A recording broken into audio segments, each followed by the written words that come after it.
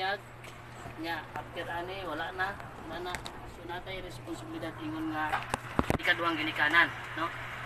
Muna ang atong purpose nga niata karon dayon naglabaw sa tanan kining event o kining okasyon sugo ni sa Dios o plano ni sa Dios no. Bisan giplano ni sa magtiayon pero ang pinakadako nga atong masabtan karon is kitang tanan igo lang taning palo no.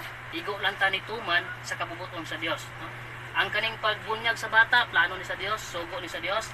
Ang mga ginikanan igo lang sila ning desisyon nga mupalo sila sa Dios no. Kita pud karon nga niya tanan igo lang kita ning sunod dili gini atong desisyon kay wala pa ta naa na ning bautismo naa na ning bunyag naa na ning trabaho sa sinauna pa.